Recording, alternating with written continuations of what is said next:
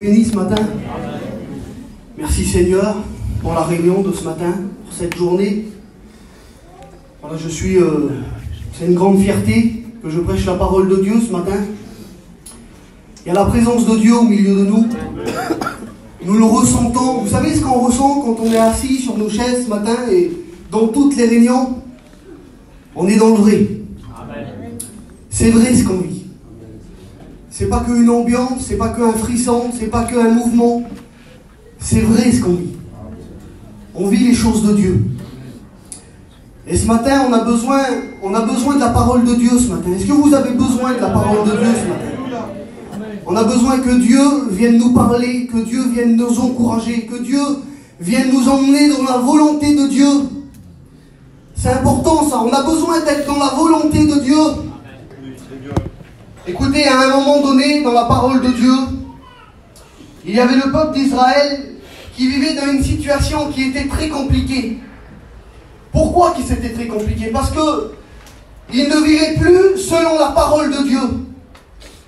Ils ne vivaient plus selon la volonté de Dieu. Ils n'étaient plus dirigés par la parole de Dieu. Et ils s'étaient mis à faire les choses avec négligence. Ils s'étaient mis à faire les choses d'une façon que eux, ils voulaient vivre, d'une façon que eux, ils voulaient vivre, agir, d'une façon que eux, ils voulaient agir.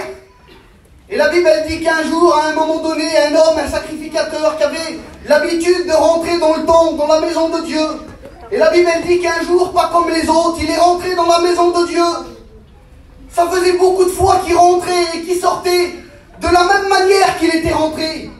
Ça faisait beaucoup de fois qu'il rentrait et qu'il sortait et qu'il avait passé à côté de quelque chose. Mais à un moment donné, un jour en particulier, cet homme, il est ressorti de la maison de Dieu avec quelque chose. C'était quelque chose qui avait de la valeur, c'était quelque chose qui était très important. Et la Bible dit que quand il est sorti, il est vite fait aller chez le roi de l'époque qui était Josias et il a dit voilà, j'ai trouvé le livre. Alléluia, alléluia. Gloire à Dieu.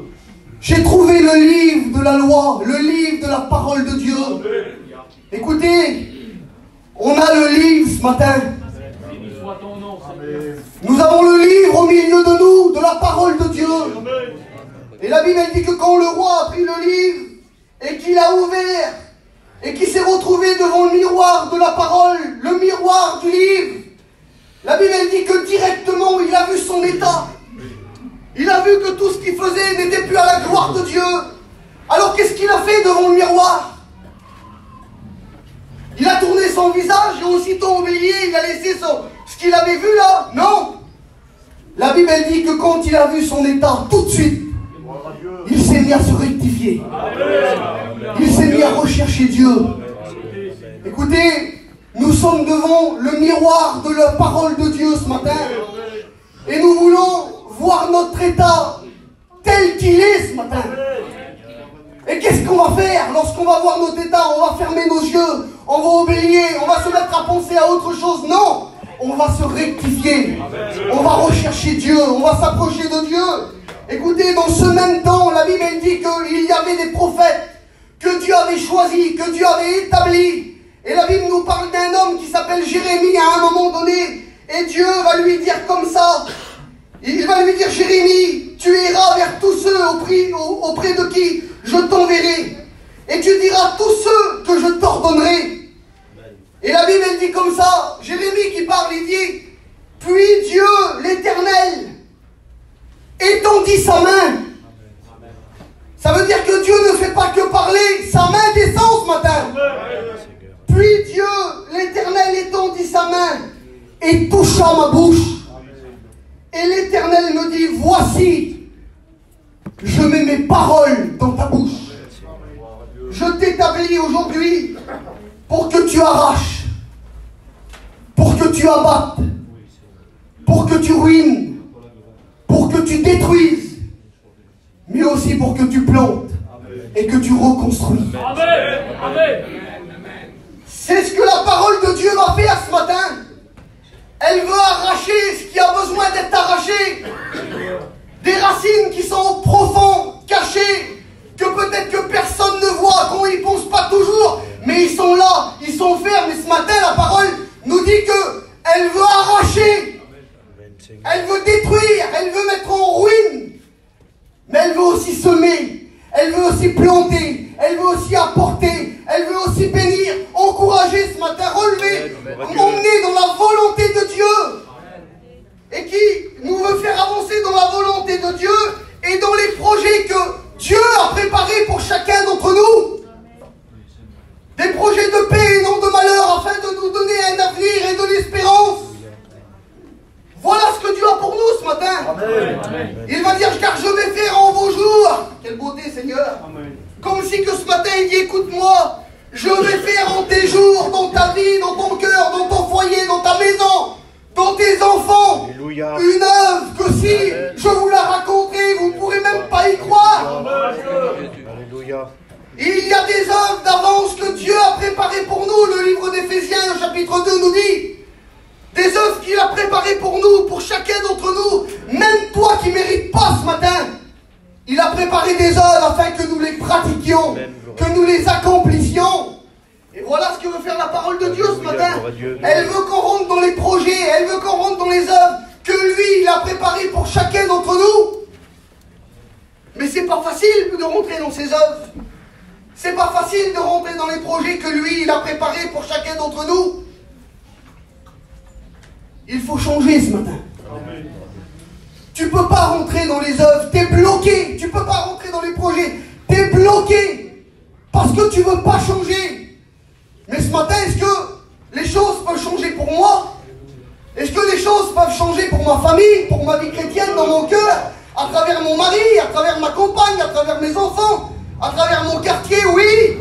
Le livre d'Ézéchiel au chapitre 21 nous dit comme ça. Écoute-moi bien, les choses vont changer. Amen. Les choses vont changer chez toi, dans ta famille. Les choses peuvent changer dans ton foyer. Tu regardes les foyers des autres, tu regardes les maris, les compagnes, tu regardes les volontés de Dieu qui se met en marche dans les foyers, mais tu dis pour moi, c'est quand ça change ce matin. Amen. Je le dis au nom du Seigneur, la parole de Dieu est au milieu de nous. Et ça peut changer ce matin. Amen. Alors pour que ça change, il faut qu'il y ait une chose. C'est pour ça que le livre de Job, au chapitre 22 et verset 28, il dit comme ça. Écoutez-moi bien. Je voudrais que vous écoutez ce verset. Pour moi, c'est un verset qui est très important parce que je l'ai vécu. Et beaucoup au milieu de nous pourraient se lever. Et il dit comme ça un jour, moi aussi, je l'ai vécu chez moi. À tes résolutions répondra le succès. Je le redis encore une fois. À tes résolutions répondra le succès. Une autre version dira comme ça. Tu prendras une décision et tu la verras se concrétiser. Une autre version, et la dernière ce matin, elle nous dira comme ça. Tu décideras une chose et elle te réussira. À tes résolutions répondra le succès ce matin. Mais quand la Bible nous parle d'un succès et d'une réussite, elle ne nous parle pas d'un succès charnel, elle ne nous parle pas d'une réussite de la terre ou d'une réussite financière ou quelque chose de matériel, non. La Bible, quand elle nous parle d'un succès ou d'une réussite, c'est un succès qui vient du ciel. Amen. Une réussite qui est spirituelle. Et si ce matin, nous voulons avoir de la réussite et du succès spirituel chez nous, dans notre maison, il faut qu'on prenne des résolutions ce matin. Amen. Il faut qu'on se lève et qu'on dise, j'ai décidé ce matin qu'il fallait qu'il y ait des choses qui changent. Amen. Écoute, ce matin, il faut que tu prennes des engagements avec Dieu. Il faut que tu enclenches le pas ce matin. C'est quoi enclencher le pas? Ça veut dire que tu es assis, tu rentres et tu sors de la même façon. Ça fait des mois, peut-être des années. Mais ce matin, tu te lèves et tu dis maintenant, j'enclenche le pas. Je décide de ne plus vivre une vie routineuse, mécanique, religieuse. Non. Je décide de vivre une vie spirituelle. Amen. Une vie qui vient du ciel. Une vie selon la volonté de Dieu. Amen. Selon les œuvres que Dieu a préparées pour moi. Engage-toi ce matin. Amen. Écoute, ta vie, elle sera ce que tu veux qu'elle soit ce matin. C'est pour ça que Dieu avait dit à Josué, Josué, tu commences à faire quelque chose d'important là. Tu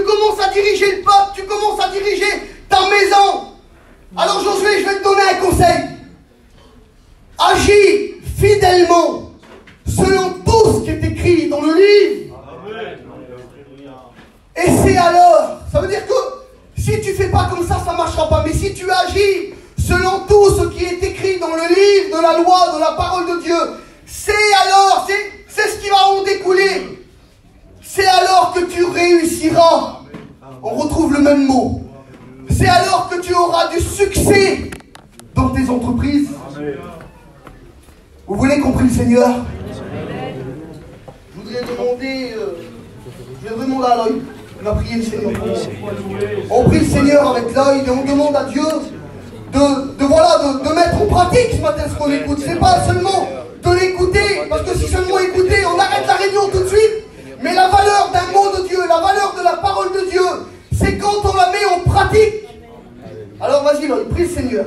Seigneur, nous te rendons grâce. Seigneur, la réunion qui est bonne ce matin. Ta parole qui vient de ce livre, Seigneur, que j'ai trouvé aussi un jour. Amen, Seigneur. Elle est bonne ta parole ce matin. Et je suis impatient d'écouter la suite, Seigneur, de ce que tu as pour ma vie. Je suis tout oui, Seigneur, dans ta parole. Mon cœur est ouvert ce matin. Je te prie pour mes frères, pour l'église, pour l'auditoire. Pour celui qui rentre dans ta maison et qui ressort toujours pareil, Seigneur. Que ce matin, ta parole, elle trouve le chemin du cœur, qui bouleverse une vie, Seigneur. Alors, dans le nom de Jésus, je te prie, Seigneur, pour nous donner ce matin, que ta bouche, Seigneur, soit sa bouche, et que tu remplisses son cœur de ta parole. Au nom de Jésus, Seigneur, je suis là devant toi. Et je vais écouter ce que tu as à me dire pour ma maison, pour mon foyer, pour ma famille, Seigneur. Je veux prendre ta parole, tes conseils, pour les mettre en pratique chez moi dans le terrain là-bas. Alors, dans le nom de Jésus, je te prie pour la suite du message, que tu bouleverses mon cœur ce matin, au nom de Jésus. Amen. Amen. Est-ce que vous êtes bien ce matin? Je ne voudrais pas prêcher longtemps, mais je voudrais qu'on laisse la place aux décisions qu'on va prendre ensuite. Je voudrais vous parler d'un homme qui se trouve dans l'Ancien Testament, dans le deuxième livre des Chroniques, au chapitre 26. La Bible nous dit comme ça: tout le peuple de Juda prit Osias, âgé de 16 ans, et l'établit roi à la place de son père. Osias avait 16 ans lorsqu'il devint roi, et il régna 52 ans à Jérusalem. Il fit ce qui est droit aux yeux de l'Éternel, entièrement comme avait fait son père. Il s'appliqua à rechercher Dieu. Et dans le temps où il rechercha l'Éternel, Dieu le fit prospérer. On continue la lecture au verset 6. Il se mit en guerre contre les Philistins. Il détruisit les murs de Gath, les murs de Jamné, les murs d'Asdod. Et il construisit des villes dans les territoires de l'ennemi. Et Dieu l'aida contre ses ennemis. La Bible dit qu'il construisit des tours à Jérusalem et il les fortifia. Il bâtit des tours dans le désert et il creusa beaucoup de citernes parce qu'ils avaient de nombreux troupeaux dans les vallées et dans les plaines et des laboureurs, des vignerons dans les montagnes et au Carmel, car il aimait l'agriculture. Osias avait une armée de soldats qui allaient à la guerre et qui remportaient des victoires. Écoutez, la Bible nous parle de cette histoire, de cet homme. Et quand j'ai lu l'histoire, Seigneur, j'ai été béni dans mon cœur. Dieu m'a parlé premièrement à moi, et maintenant je voudrais que la parole de Dieu, l'histoire de cet homme puisse être un moyen de bénédiction pour chacun d'entre nous. Amen. La Bible nous dit que cet homme-là, c'est particulier quand même. Il y a des hommes qui sont là, il y a des hommes de guerre, il y a des hommes importants en Israël à cette époque-là. Mais la Bible nous dit qu'à l'âge de 16 ans, imaginez-vous un petit peu, 16 ans, il va être propulsé roi de tout Juda à Jérusalem. Et puis c'est lui qui va être aux commandes, à la direction. C'est lui qui va être l'homme qui doit emmener le peuple à la bénédiction, qui doit emmener le peuple dans la volonté de Dieu, selon ce qui est écrit dans le livre de la loi, toujours comme ça. Mais la Bible nous dit que malgré qu'il a 16 ans, quelle beauté c'est. Malgré que ce jeune garçon-là a 16 ans, la Bible nous dit que dans son cœur, il y a des valeurs. Amen. Dans son cœur, Dieu a travaillé son cœur, Dieu l'a préparé à quelque chose. Et comme si que Dieu ce matin voudrait travailler et mettre dans nos cœurs des valeurs qui viennent du livre de la parole de Dieu. Et lui, dans son cœur, il y a des valeurs terribles. C'est que toute sa vie, toutes ses pensées, toutes ses forces, tout son cœur, tout ce qu'il avait dans lui, pourtant il a 16 ans, mais c'est de vouloir plaire à Dieu. C'est de vouloir travailler à l'œuvre de Dieu. C'est de vouloir être un moyen de bénédiction, non seulement pour sa famille, mais pour tout le peuple d'Israël. Et la Bible nous dit que, à l'âge de 16 ans, la Bible nous dit qu'il va s'appliquer à rechercher l'Éternel. Écoute ce matin, tu voudrais pas t'appliquer à rechercher l'Éternel? Quel bon désir qu'il a eu, Seigneur, à 16 ans. Écoutez, quand on a 16 ans, on a des pensées de 16 ans, un caractère de 16 ans, une vision de 16 ans, mais à 16 ans, il a compris dans son cœur qu'il fallait qu'il mette tout en œuvre à s'appliquer. Ça veut dire qu'il ne va pas faire les choses à la va-vite, il ne va pas faire les choses avec négligence, il ne va pas dire aux autres, expliquez-moi et puis ça va y aller, non. Il va mettre tout son cœur à s'appliquer. Et vous savez, quand on s'applique à faire quelque chose, même qu'on ne sait pas bien le faire, même qu'on ne l'a jamais fait, si on s'applique, qu'on y met tout notre cœur, qu'on s'assied, qu'on réfléchit, et qu'on dit maintenant je vais m'appliquer parce que je veux que ça soit bien fait, eh bien ça sera bien fait. Amen. Dieu ne demande pas de nous qu'on soit les meilleurs, non. Mais il demande par contre de nous qu'on donne notre meilleur de nous-mêmes ce matin. Écoutez, le mot appliquer, ça veut dire comme ça, s'attacher, se concentrer, s'exercer, s'employer, s'efforcer, se livrer, s'occuper, travailler. Écoute ce matin, tu voudrais pas t'attacher à Dieu. Alléluia. Tu voudrais pas livrer ta vie, ton foyer à Dieu, te concentrer, être un homme accompli, digne. Alors écoutez, c'est comme ça avec Dieu. Quand on prend des décisions, des résolutions avec lui, c'est de la réussite qui est juste derrière. C'est alors que tu réussiras si tu fais comme moi, je te dis. Et la Bible elle dit que quand il s'appliqua à rechercher Dieu, lorsqu'il s'appliqua à rechercher l'Éternel, la Bible elle dit que Dieu, écoutez là, c'est important quand il y a un mot. Dieu, c'est pas un homme, c'est pas les hommes qui étaient autour de lui, c'est Dieu directement qui le fit prospérer. Amen. Ça veut dire que ce matin, si tu t'appliques, si tu y mets tout ton cœur, si tu décides d'arracher, de détruire ce qu'il y a encore qui est caché, les choses que tu aimes, si tu t'appliques à rechercher la volonté de Dieu ce matin, Dieu va t'emmener au succès, Dieu va te faire prospérer. Écoutez, le mot prospérer, ça veut dire ça, amener au succès. Être vainqueur, accomplir, être bon à quelque chose. Tu voudrais pas être vainqueur ce matin? Amen. Tu voudrais pas être vainqueur sur ta situation, sur le combat que tu es en train de mener? Parce qu'il y en a au milieu de nous, ils vivent des combats que personne ne voit. Des luttes en dehors et des luttes en dedans, il dit le verset. Ça veut dire qu'il y a des luttes qui ont dit Zinda, t'as vu comment il souffre? Il passe par la maladie, il a tel problème dans sa famille. Mais il y a des combats intérieurs que personne ne voit. Et c'est ces combats-là que des fois sont les plus importants et qui nous empêchent d'avancer dans la volonté de Dieu ce matin. Mais Dieu veut t'aider ce matin à avoir te faire prospérer, à t'amener au succès, à remporter la victoire sur tes combats extérieurs, en dehors, mais aussi en dedans. Amen. Amen. Seigneur, à toi la gloire. Alors la Bible elle dit que lorsqu'il va prospérer, la Bible nous dit que ça va continuer, écoutez. La Bible elle dit que la première chose qu'il va faire, lorsqu'il va être monté sur le trône et que d'un seul coup, qu'est-ce qu'on fait maintenant, Osias? C'est toi qui es le dirigeant. Alors il va se mettre à regarder le peuple, il va se mettre à regarder le pays, l'armée, et il va se rendre compte d'une chose. Et ça va bien avec ce qu'on vient de dire. Il va se rendre compte qu'il y avait des ennemis autour de Juda qui leur faisaient la guerre, ça faisait des années, et ils étaient sans cesse en train de lutter, en train de combattre. Et comme si que quand il est monté sur le trône, il a dit maintenant, on arrête les combats, on remporte des victoires. Amen. Dieu te dit ce matin, on arrête le combat, ça fait trop longtemps que tu combats, on remporte des victoires. lorsqu'il est venu sur le champ de bataille, la Bible nous dit que ça faisait 40 jours que Goliath insultait l'armée d'Israël. Et quand il est arrivé, comme si qu'il avait dit, c'est bon maintenant, on arrête là. Ça fait trop longtemps que ça dure, maintenant on le met à terre. Alléluia, gloire à Dieu. La Bible elle dit qu'il va se mettre en guerre, il va prendre la décision à 16 ans. Imaginez-vous un petit peu, il a 16 ans.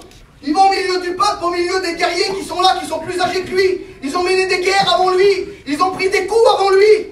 Mais quand il va arriver au milieu des rangs, et qu'il va les encourager avec la parole de Dieu, sûrement qu'il a dû leur rappeler des versets de la parole de Dieu. Rappelez-vous, mes frères, rappelez-vous que le succès ne vient pas de vos forces à vous, mais c'est Dieu qui combat pour notre peuple. C'est Dieu qui combat pour toi ce matin. Imaginez-vous un petit peu des hommes découragés, des hommes avec des genoux à terre, des hommes qui avaient perdu des défaites. Imaginez-vous un petit peu la force en eux là. Pourquoi? Parce qu'il ne disait pas des encouragements de lui-même, mais il disait des encouragements du livre. Il disait des encouragements du livre, de la parole de Dieu. Et la Bible nous dit qu'il va se mettre en guerre et il va remporter les victoires. Amen, Seigneur. Il va remporter les victoires contre tous ses ennemis qui étaient autour de lui. Il va les vaincre un par un, un par un, un par un. Ça va peut-être mettre du temps. Il va peut-être avoir de la perte. Mais à la fin, c'est de la victoire, du succès, de la réussite. Et la Bible nous dit qu'il va se rendre compte d'une chose lorsqu'il va faire partir les ennemis, là. Lorsqu'il va faire partir les gens qui voulaient leur faire du mal. Il va se rendre compte d'une chose, c'est que ça faisait tellement longtemps que les ennemis étaient là autour de Juda. Ils s'étaient mis à construire des choses en Israël. Les ennemis s'étaient mis à construire des choses au milieu du peuple, à côté des maisons, à côté des chrétiens qui étaient là. Ils étaient mis à construire des choses. La Bible nous dit qu'ils avaient construit des murs. Mais la Bible, elle dit que quand il a regardé ces murs, il s'est mis à les détruire à eux aussi. Écoute, la Bible nous parle de plusieurs murs. Il n'y avait pas qu'un mur. La Bible nous parle de plusieurs murs, de plusieurs ennemis différents, de plusieurs attaques différentes. Et là, je ne sais pas ce qu'il y a comme mur chez toi. Ça fait tellement peut-être longtemps que l'ennemi est dans ta vie chrétienne qu'il s'est mis à construire des murs dans ta vie chrétienne. Je ne sais pas comment s'appellent tes murs à toi. Je ne sais pas comment il s'appelle le mur qu'il y a dans ton foyer, dans ta maison, ou dans ton cœur à toi personnel, je ne sais pas. Mais toi tu le sais. Et là tu es en train de mettre un nom sur le mur que l'ennemi a construit chez toi. Et tu es en train de dire oui, il y a ce mur que chez moi il s'appelle comme ça. Et il y a ce mur qui est dans mon foyer, il s'appelle comme ça. Mais peu importe la taille, peu importe l'épaisseur, peu importe comment il s'appelle, nous avons le marteau qui brise le roc ce matin. Et la Bible nous dit qu'il détruisit les murs que l'ennemi avait construits à Juda, en Israël. Et la Bible nous dit que lui, à son tour, parce que rappelez-vous le premier verset, la parole de Dieu ce matin est là pour arracher, détruire, mais aussi construire. Ça veut dire que quand il aura chassé les ennemis, lorsqu'il va détruire les murs des ennemis, à son tour à lui, il va se mettre à construire. Il va se mettre à bâtir. Il va mettre tout en œuvre. Il va mettre du temps. Il va s'appliquer. Et la Bible nous dit qu'il va construire des tours. Des tours à Jérusalem, dans les angles, auprès des portes. Pourquoi? Parce qu'il avait compris que ce qu'il avait chassé, les ennemis là, c'était dur à les faire partir. Les murs qui étaient là, ils étaient durs à casser. Mais il avait compris qu'il fallait plus que ça recommence. Écoute, ce matin, ça fait trop longtemps qu'il vient chez toi avec les mêmes choses. Il faut plus que ça recommence. Et comment qu'il faut faire? Eh bien, il faut construire des tours. Il faut construire des tours. À ton tour, à toi de construire dans ta vie chrétienne. À ton tour, à toi de construire avec la parole de Dieu, avec la bénédiction de Dieu, pour pouvoir regarder l'ennemi qui vient au loin là-bas. Et tu vas le voir, tu vas le voir de loin l'ennemi, tu vas voir de loin là-bas les attaques. Ça arrive. Qu'est-ce qu'il faut faire quand ça arrive? Il faut s'appliquer à rechercher Dieu. Amen. Dans le jeûne, dans la prière, dans la communion, dans la parole de Dieu. À travers les frères, à travers des pasteurs qui sont là. Venez demander de l'aide et de dire l'ennemi, je le vois là-bas. Il n'est pas encore chez moi, mais je le sens, ça arrive. spirituels. C'est ça les tours spirituels. Et je passe vite. La Bible nous dit que il va se rendre compte d'une chose, c'est que autour du royaume, autour de Juda, il y avait le peuple de Dieu qui était là. Mais eux, ils n'étaient pas à Jérusalem, là où il y a le fondement de la paix, là où il y a le temple, là où il y a les scribes, les sacrificateurs, là où il y avait les hommes de Dieu qui étudient la parole de Dieu. La Bible nous dit qu'ils étaient au loin là-bas. Il y en avait qui étaient dans des montagnes, il y en avait qui étaient dans des déserts. Et peut-être que t'en connais, toi, qu'il y en a qui sont un peu isolés dans des montagnes. C'est ça la montagne, on est isolés. On est isolés, on n'est pas à Jérusalem. Mais peut-être que c'est pas à leur gré, à eux, c'est de leur gré. C'est peut-être à cause des problèmes qu'ils sont isolés. Il y en a qui sont dans des déserts et tu les connais, mais la Bible dit que lui, il ne va pas simplement te dire Zinda, t'as vu le désert qu'il est en train de passer? T'as vu comment qu'il est loin, isolé sur la montagne? Non, la Bible nous dit qu'il va prendre des hommes avec lui.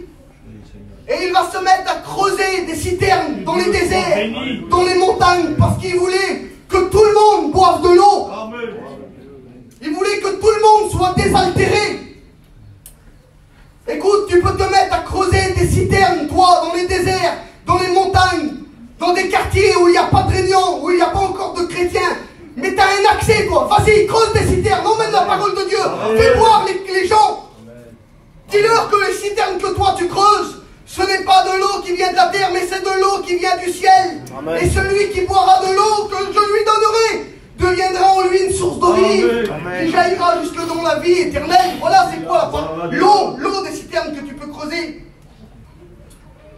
Alors il va faire toutes sortes de choses, et puis je suis obligé d'en passer parce qu'on serait trop long, et puis plusieurs frères pourraient aussi amener leur pensée. Mais la Bible nous dit qu'avec toute la réussite, avec tout le succès qu'il va y avoir, avec tout les victoires qu'il va remporter sur les ennemis, les choses qu'il avait détruites, les choses qu'il avait construites, le succès qu'il va y avoir au milieu du peuple, la Bible nous dit que dans son cœur, on le comprend, c'est pas facile, mais parce que moi quand j'ai lu l'histoire, écoutez, j'ai tombé de 20 étages, j'ai dit Seigneur, mais qu'est-ce qui se passe là? J'ai rien compris. Mais c'est en cherchant, en regardant que je me suis aperçu d'une chose, c'est qu'Ozias, l'homme qui avait démarré à l'âge de 16 ans, avec des valeurs dans son cœur, la Bible nous dit qu'à un certain moment donné, Dieu va lui demander des choses à Ozias. Il en avait déjà fait pas mal. Si on arrive à faire ça, on en a déjà fait pas mal. C'est vrai, frère.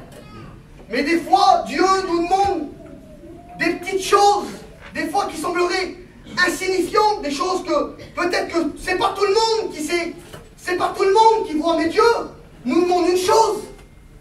Et c'est ce qu'il avait demandé à Ozias à ce moment-là. On comprend d'après l'histoire que Dieu va lui demander d'enlever encore, de séparer, de détruire, d'enlever des petites choses que ça fait longtemps qui étaient là, qui prenaient de la place, qui prenaient de l'ampleur, qui étaient là, c'était là. Et on le comprend parce qu'il va dire seulement, il fit ce qui est droit aux yeux de l'Éternel, mais seulement les hauts lieux ne disparurent point. Et le peuple, alors c'était pas tout le peuple, mais une partie du peuple, offrait encore des sacrifices et des parfums sur les hauts lieux. Ça veut dire que il y avait encore des petites choses que Dieu lui avait demandé d'enlever, mais lui, alors il travaillait, il faisait, il creusait, il baptisait, il détruisait. Mais il y avait des petites choses qui étaient au loin, là-bas, dans des endroits cachés que personne ne connaissait. Il y avait encore des petits hôtels qui étaient là. Il y avait encore des petites choses qui étaient là. Alors peut-être que, parce qu'il dit seulement, c'était pas grand-chose, mais pourtant c'était là. Mais des petits pas grand-chose que personne ne voit. Vous croyez que ça n'a pas d'importance? Ça a une importance terrible. Parce que la Bible, elle dit qu'à cause de ça, à cause de la négligence là, qu'il va y avoir de ne pas enlever des petites choses, il va rentrer des choses dans son cœur à Ozias. Imaginez-vous un petit peu. Ça me fait de la peine de vous l'expliquer. Moi j'aurais voulu laisser sur une belle note comme ça, mais ça me fait de la peine d'expliquer ça. Mais c'est vous faire comprendre quand on décide de plus s'appliquer, de plus rechercher, de plus être dans la volonté de Dieu, voilà ce qui va se passer. Parce que j'aimerais vous dire ça. Si Dieu nous demande d'enlever tout ce matin, il faut que tu enlèves tout. Amen. Amen. Si Dieu te demande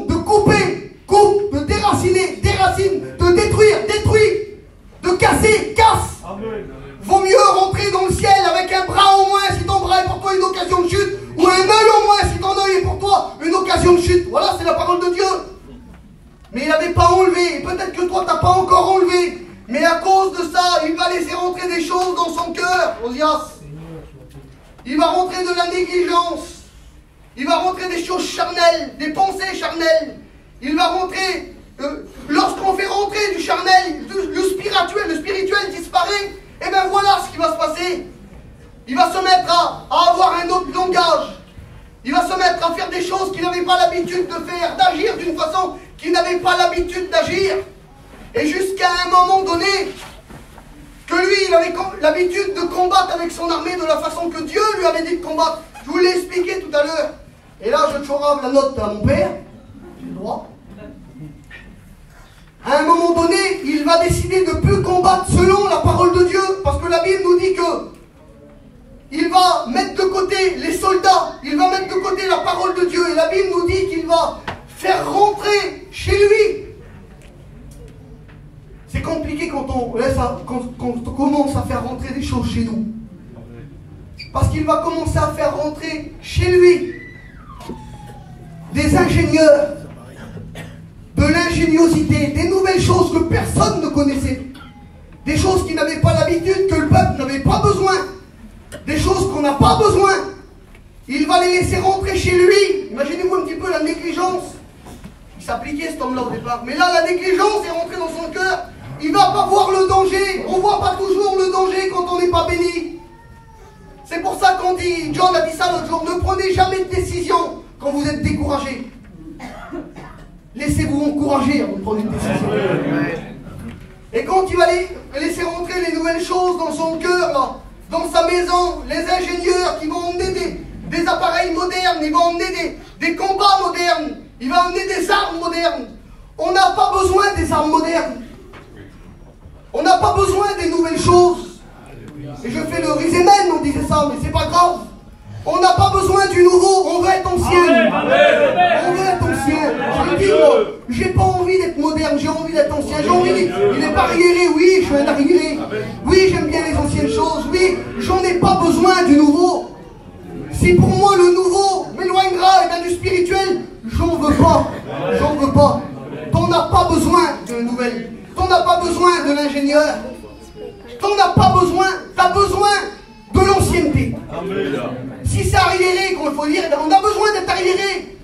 On n'a pas besoin d'aller dans des restaurants à 500 €. On a besoin de faire une grillade et de sentir le feu. Ils sentent pas le feu, là. Oui, on sent le feu. On sent la grillade, oui. On veut être ancien. On veut être arriéré. Pourquoi? Ben parce que le moderne nous éloigne de Dieu. Devant Dieu, c'est vrai. Faut dire amen. Faut dire amen. Faut dire amen à ça. Le moderne nous éloigne de Dieu. Les choses de la terre nous éloignent de Dieu. C'est des racines, ça. On va arracher ce matin. Arracher, couper, déraciner. C'est dur de déraciner. Moi, des fois, j'ai pas trop de sous. Les racines disent, vous pouvez déraciner l'arbre là. J'ai dit, comment je vais faire pour déraciner un arbre? C'est dur de déraciner. Mais ce matin, Dieu nous donne tout. Tout pour déraciner ce matin. On n'a pas besoin de ces choses-là. Il n'en avait pas besoin, Osias. Il avait remporté des victoires avec la parole de Dieu. Il n'avait pas besoin de la générosité. On n'en a pas besoin. On n'en veut pas. On chasse ces choses. Amen. Comme ça, je vais faire. On n'en veut pas. On n'en veut pas. Voilà, je vous détends. Sois béni. Alléluia. Seigneur, que ton nom soit béni. Amen. Alors écoutez, la Bible nous dit que à cause de ça, il va se mettre à faire toutes choses qu'il n'avait pas le droit de faire. Il va se mettre à agir qu'il n'avait pas le droit d'agir, de parler quand il n'avait pas le droit de parler. Et jusqu'à un moment donné, quand on se met à faire des choses qu'on n'a pas le droit de faire, quand on se met à parler quand on n'a pas le droit de parler, à aller dans des endroits qu'on n'a pas le droit d'aller, à mettre des vêtements qu'on n'a pas le droit de mettre.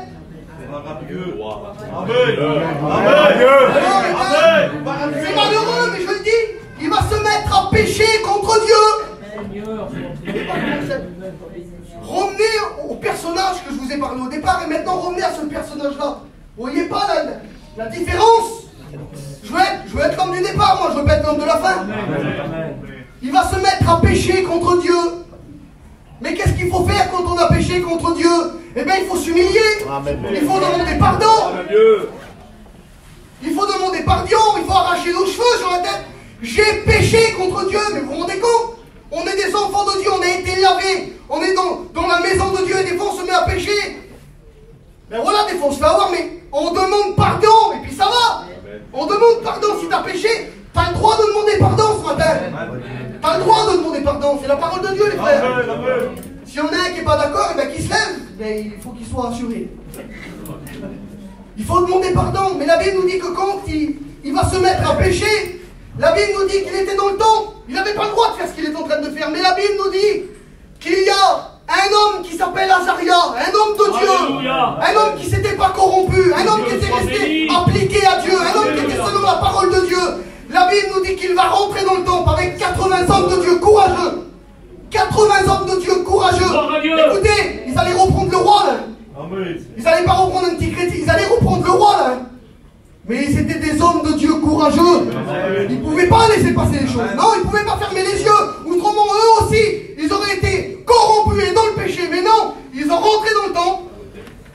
Et ils ont dit, Osias, t'as pas le droit de faire ce que tu es en train de faire. T'as pas le droit de faire ce que tu es en train de faire. T'as pas le droit de faire ce que tu es en train de faire ce matin. Et la Bible nous dit qu'au lieu de demander pardon, comment j'ai pas le droit moi? Ah ben t'as vu, un tel il fait, n'ouvrez pas cette porte-là. Fermez les portes. Fermez les portes. Il va tomber, non j'ai le droit, j'ai tous les droits. Ah bon t'as tous les droits, et d'un seul coup sur son front ça a éclaté. La lèpre a éclaté sur son front. Et même lui, ils n'ont même pas eu besoin de le faire sortir, même lui. Il s'est sauvé. Il s'est sauvé. Il est parti du temple et la Bible dit qu'à cause de sa désobéissance, à cause de sa négligence, à cause qu'il s'avait éloigné de Dieu et qu'il s'est mis à pécher contre Dieu, le péché l'a éloigné de la maison de Dieu. La Bible nous dit qu'il fut dans une maison loin de Jérusalem, loin de la bénédiction, loin de la parole de Dieu, loin de la communion, loin des chants de cantiques, loin de ses frères, parce qu'il s'était mis à pécher contre Dieu. Voilà où il va t'emmener le péché. Voilà où il va t'emmener le moderne. Voilà où il va t'emmener les nouvelles choses. Voilà où il va t'emmener ta négligence. Loin de Dieu. Mais ce matin, tu peux décider. C'est à toi de décider ça. C'est à toi de décider ça. Tu décideras une chose et elle te glorifiera. Tu prendras une résolution et elle t'amènera au succès. Tu prendras une décision. C'est à toi de le décider ça ce matin. C'est à toi de décider. Écoutez, la Bible un jour nous parle d'une église, et je vais terminer encore 2 minutes. La Bible nous parle d'une église, c'est l'église de Sardes. C'est une église qui se trouve dans l'Apocalypse du Nouveau Testament, et la Bible nous parle de cette église. C'est une église qui avait tout reçu, comme nous. Elle avait été évangélisée par des hommes de Dieu, des apôtres étaient venus, ils avaient apporté la vraie doctrine, le vrai enseignement, la vraie parole de Dieu. Ils avaient posé des bornes dans cette église. Il y avait du service, il y avait de la bénédiction, il y avait des baptêmes, il y avait du parler en langue, il y avait des prophéties, il y avait des prophètes, il y avait tout. Ça marchait. Ça marchait dans l'église de Sardes. Mais la Bible nous dit qu'à un moment donné, eux aussi, ils vont laisser aussi rentrer des choses dans leur cœur. Peut-être des nouvelles choses, de la nouveauté, peut-être du péché, peut-être de la corruption, peut-être... Et la Bible nous parle de petits détails. Et quand la Bible nous parle de cette église-là, regardez ce qu'elle dit sur cette église-là, et je termine. Elle dit, voilà l'église de Sardes, je connais tes œuvres. Et je sais aussi que tu passes pour être vivant, mais tu es mort. Alors là, c'est le bras tendu. Il dit, sois vigilant et affermis le reste qui est près de mourir. Ça veut dire qu'il n'y a pas tout qui est mort. Il y en a encore un petit peu qui est vivant. Il dit, car je n'ai pas trouvé tes œuvres parfaites. Alors rappelle-toi donc, ce matin, rappelle-toi donc comment tu as reçu et entendu la parole. Et garde-la et repens-toi. Si tu ne veilles pas, je viendrai comme un voleur et tu ne sauras pas à quelle heure je viendrai te surprendre. Il est en train de tendre la main, il est en train de vouloir les ramener, de vouloir les sauver, de vouloir les ramener dans le droit chemin, comme la parole de Dieu est en train de faire ce matin. Mais au milieu de toute cette corruption qu'il y avait à ce moment-là dans l'église, pardonnez-moi, au milieu de tout ce ce péché, au milieu de tous ces gens, la Bible nous parle des choses terribles. Je ne veux pas dire de choses, mais c'était terrible. La Bible nous dit qu'au milieu de toute cette église, la Bible nous dit cependant, cependant, malgré tout ce que je viens de dire sur cette église, cependant, tu as dans l'église de Sardes quelques hommes. Quelques hommes. Quelques hommes qui, la Bible nous dit qui n'ont pas souillé leurs vêtements. Amen. Qui marchent avec moi en vêtements blancs. Parce qu'ils en sont dignes. La Bible nous parle de quelques personnes là, d'hommes et de femmes qui se sont démarqués. Quelques personnes qui se sont détachées des gens qui ont dit non. Amen. Qui ont dit non, non, non aux choses de la terre, non au matériel, non au nouveau, non au péché. Quelques hommes qui ont su garder, qui n'ont pas abandonné, qui n'ont pas voulu jouer une apparence, qui ne sont pas salis, mais qui ont combattu, j'ai marqué comme ça. Quelques hommes qui se sont appliqués, qui ont fait des bons choix, qui ont pris de bonnes décisions, de bonnes résolutions, qui ne sont pas compromis avec le monde. Je veux faire partie de ces quelques hommes. Alors Dieu ne fait pas de favoritisme, il ne fait pas une élection au milieu de nous. Toi, tu feras partie de ces quelques hommes. C'est à toi d'en décider ce matin.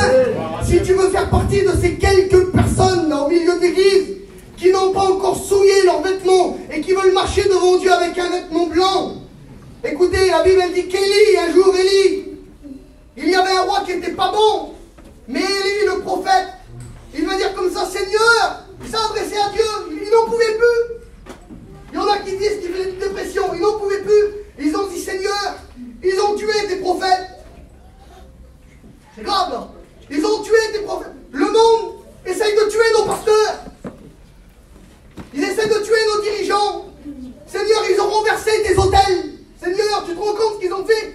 Et maintenant, moi, ils essayent de m'ôter la vie aussi. Pourtant, je combats, pourtant, je lutte, pourtant, je m'efforce, pourtant, je m'applique. Mais ils essayent aussi de m'ôter la vie à moi. Ils essaient de tout m'enlever. Le diable veut tout nous enlever.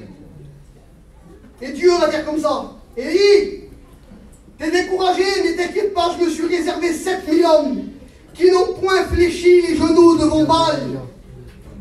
Et j'aimerais vous dire ça de tout temps, à travers toute la Bible, toute la parole de Dieu, que ça soit dans l'Ancien et dans le Nouveau Testament, il y a eu des hommes et des femmes qui n'ont point fléchi les genoux devant le Baal, qui n'ont point fléchi les genoux devant le monde. Il y a eu des hommes comme Moïse, qui refusa d'être appelé fille de la fille de Pharaon. Et il regarda Christ comme une richesse plus grande que tous les trésors de l'Égypte, car il avait les yeux fixés sur la rémunération. Amen. Gloire à Dieu. Gloire à Dieu. Ils sont fichés des trésors de l'Égypte, lui.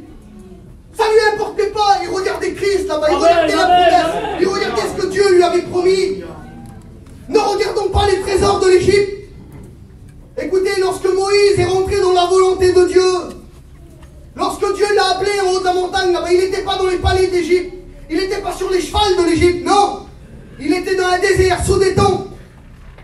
Et il vivait avec des moutons et des provisions, des chameaux. Et là, Dieu lui a parlé. Dans des palais, Dieu ne vous appellera pas à vivre la volonté de Dieu.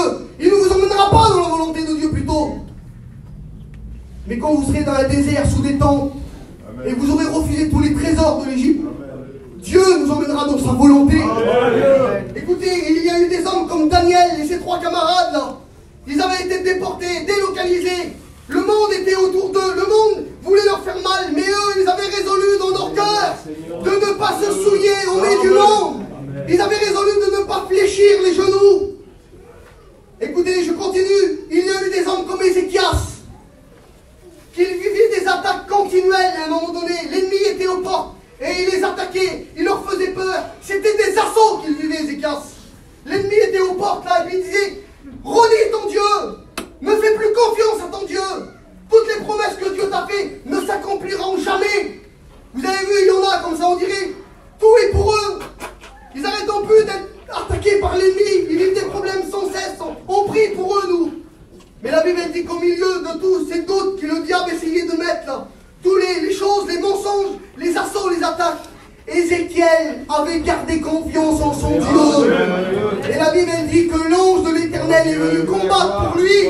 Et quand il s'est réveillé le matin, il n'y avait plus d'ennemis, il n'y avait plus de combat. Tout le monde était mort. Écoutez, il y a eu des hommes comme Gédéon, et je termine, on prie le Seigneur. Gédéon, que dans son temps à lui, une grande partie du peuple était corrompue. Une grande partie du peuple priait des autres dieux, sur des autres autels. Mais la Bible, elle dit que Dieu va parler à Gédéon, et il va dire comme ça: Gédéon, réveille-toi en pleine nuit, comme ça, réveille-toi. Et maintenant, va dans la maison de ton père, et renverse les autels qu'il y a. Va dans la maison de ta famille. C'est dur à se lever contre nos familles. C'est dur à se lever contre nos copains, contre nos amis, contre les choses qu'on aime. Mais Dieu, ce matin, nous dit: écoute, il a foutu un coup sur le côté, comme ça, réveille-toi maintenant. Renverse les autels qu'il y a chez toi. Renverse les autels qu'il y a dans ta maison. Et la Bible dit que Gédéon s'est levé avec 10 hommes courageux aussi. Des hommes qui faisait partie aussi de ces quelques hommes. Et la Bible dit qu'avec lui, il fit ce que l'Éternel lui avait dit. Il fit tout ce que l'Éternel lui avait dit. Écoutez, Dieu nous a parlé ce matin. Faisons tout ce que l'Éternel nous a dit ce matin. Prenons des décisions, des résolutions. Et nous allons voir du succès dans notre vie chrétienne, dans notre foyer. Alors maintenant, on prie le Seigneur, que Dieu soit béni.